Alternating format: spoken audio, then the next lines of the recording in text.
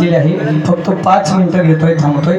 त्या 5 मिनिटामध्ये दुसरं काही नाही, राजांचा गुणगौरव असेल. कारण एका आईचं मागणं लय सार्थक होतं.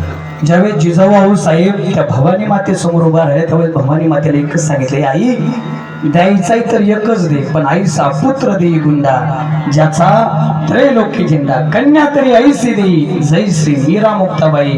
आणि छत्रपती शिवाजी महाराजांसारख्या मुलगाच्या माऱ्याला त्याच राजानं आयुष्यात केलेली सर्वात मोठी क्रांती ऐका, माझं झालं कीर्तन द्या.